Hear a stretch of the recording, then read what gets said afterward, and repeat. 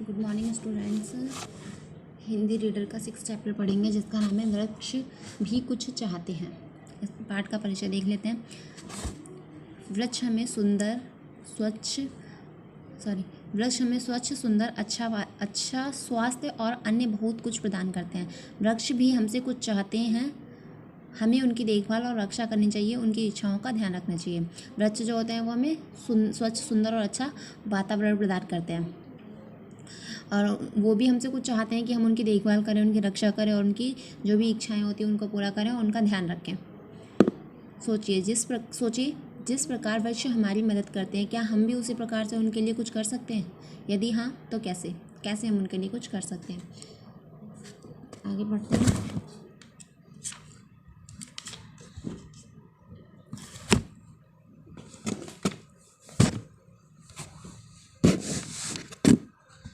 स्नेह निकेतन विद्यालय में छुट्टियों के दिन में भी चहल पहल रहती थी।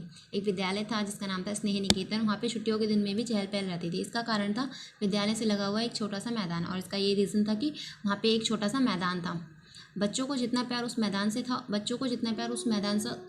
से था उतना अपने घर से नहीं था। जितना उस मैदान से बच्चों को प्यार था उतना वो अपने घर से प्यार नहीं करते थे। विद्यालय के सभी बच्चे नियम से अपने जन्मदिन पर विद्यालय को एक पौधा भेंट करते और वृक्ष मित्र संघ उस पौधे को मैदान की सीमा पर लगाकर उसे हरा भरा बनाए रखने का काम करते थे। जब भी किसी बच्चे का जन्मदिन होता था तो वो अपने जन्मदिन पर विद्यालय को एक पौधा गिफ्ट करता था। और वृक्ष मित्र एक संघ बना रखा था विद्यालय ने, जो कि उस पौधे को मैदान की सीमा से मतलब किनारे किनारे पे उसमें लगा देते थे उस पौधे को। इस संघ के छात्र अपना काम रविवार को करते थे, और इस संघ के जो छात्र थे, इसमें कुछ छात्र थे जिन्होंने मिलकर ये संघ बना रखा था, तो वो अपना ये काम कि वो पौधा लगाने का काम रविवार को करते थे, संडे को करते थे।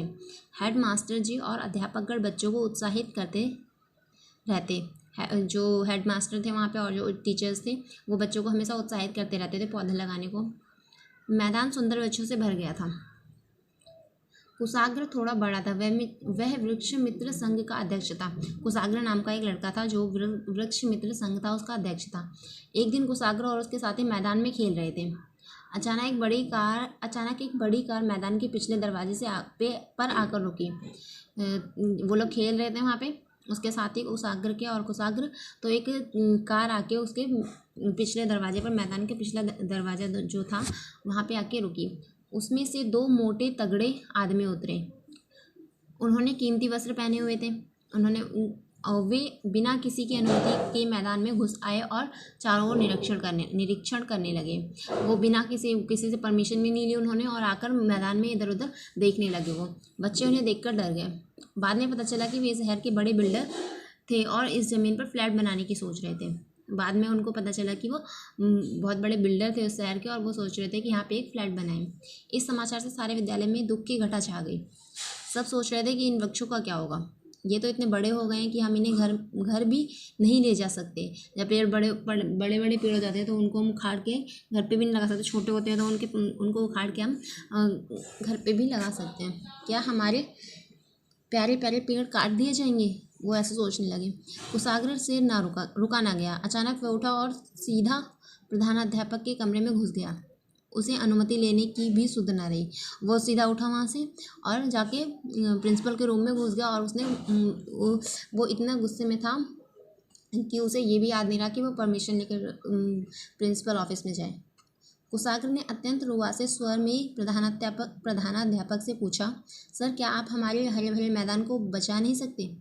प्रधानाध्यापक ने उसे समझाया, यह ज़मीन हमने इसके मालिक रविकांत जी से किराए पर ली हुई थी। आज उन्हें इसकी अच्छी कीमत मिल रही है, इसलिए उन्होंने इसे बेचने का फ़ैसला कर लिया है।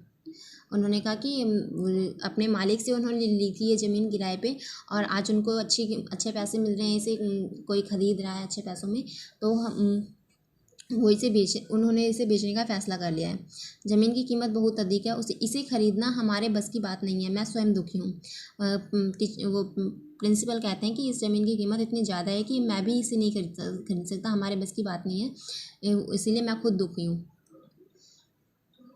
उस दिन कुशाग्र सारी रात नहीं सोया और सुबह शीघ्र विद्यालय पहुँच गया।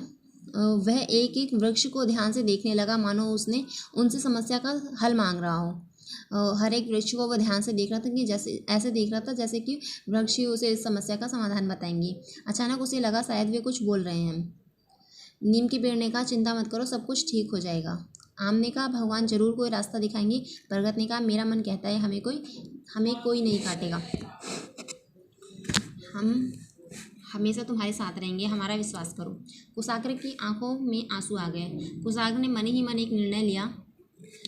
अगले सप्ताह विद्यालय का वार्षिकोत्सव था, एनुअल फंक्शन था नेक्स्ट वीक उनके स्कूल में। कुशाग्र ने प्रधानाध्यापक जी से विनती की कि मुख्य अतिथि के रूप में जमीन के मालिक रविकांत जी को बुलाया जाए। कुशाग्र ने कहा अपने प्रिंसिपल से कि मुख्य अतिथि जो आते हैं विद्यालय में, तो उसमें रविकांत, इस ज़मीन के मालिक रविकांत को बुलाया जाए। तैयारियां ज़ोर शोर से होने लगी। अध्यापकों ने सारा काम आपस में बांट लिया और हर कोई उस उत्सव को सफल बनाना चाहता था। देखते देखते समारोह का दिन आया। पूरा मैदान बड़े ही सुंदर ढंग से सजाया गया था। पेड़ों पर सफ़ेद और लाल पट्टियाँ बनाई गई थी। उन पर उनकी आयु और भेंट में देने वालों का नाम भी लिखा गया था।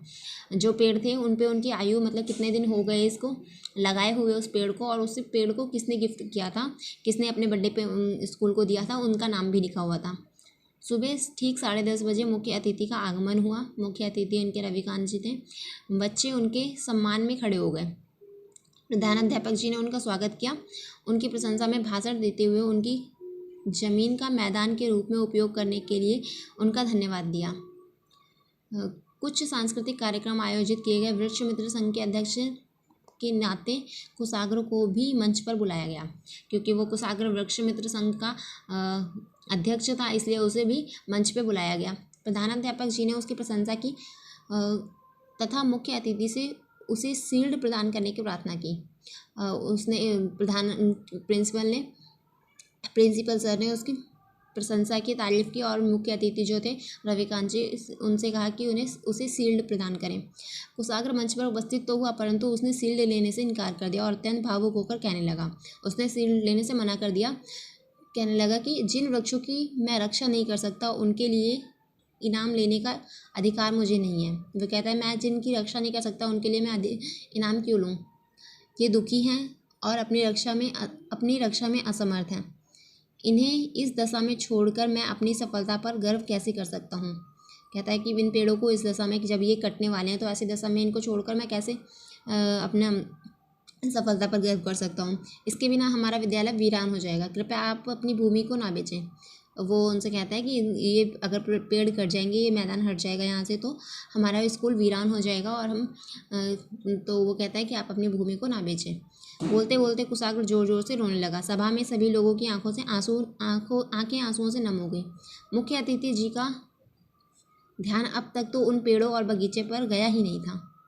इस दृश्य को देखने के बाद वे पूरे मैदान को देखने लगे। सचमुच उन्हें लगा वृक्ष बोलते हुए प्रतीत हुए। रविकांत जी भी भावुक उठे। उन्होंने माइक हाथ में लिया और कहा, आज भगवान ने मुझे एक बड़ा अपराध करने से बचा लिया। मैं धन दौलत के लालच में फंसकर जीवन की सुंदरता को ही ना पहचान सका। जब तक इस बालक ने मेरा परिचय पेड़ों से नहीं करवाया, ये मुझे निर्जीव लग रहे थे। आज इस बालक